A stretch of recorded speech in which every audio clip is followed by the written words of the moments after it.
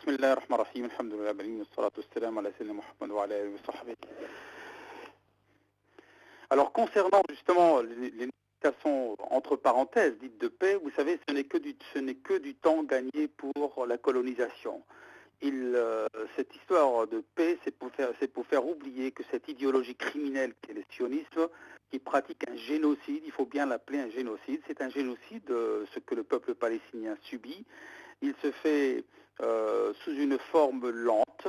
Vous savez, il y a plusieurs types de... Il y a un peuple palestinien déporté sur sa propre terre.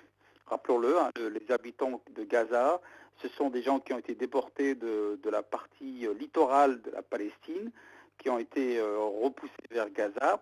Il y a donc cette horreur que subit justement le peuple palestinien. C'est une injustice flagrante ouverte face donc à ciel ouvert.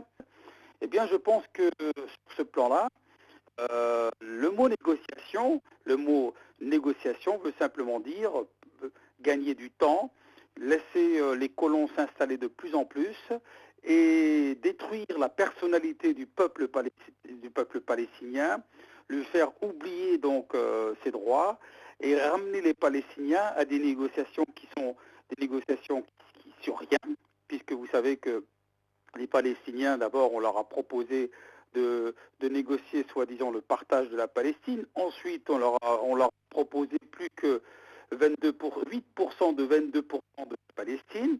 Et maintenant, les négociations sur, par exemple, Al-Quds, qui ne sont que, rappelons-le, Al-Quds, c'est très important de le dire, ne concerne pas uniquement les Palestiniens. Al-Quds concerne aussi le monde musulman.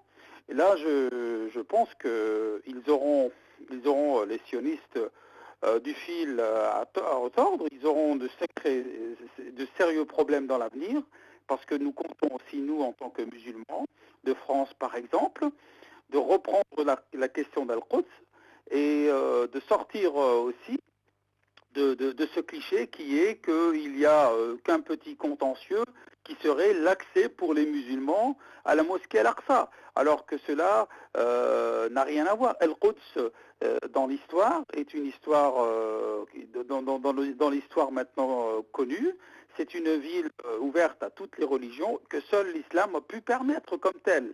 Ni les croisés n'avaient pu permettre la pluralité, ni encore moins les sionistes. C'est-à-dire que cette ville qui est 3 fois sainte, pour les 3 religions monothéistes, ne peut rester sous cette forme-là que dans le cadre d'une ville gérée dans le cadre musulman. L'histoire l'a prouvé et les musulmans l'ont prouvé.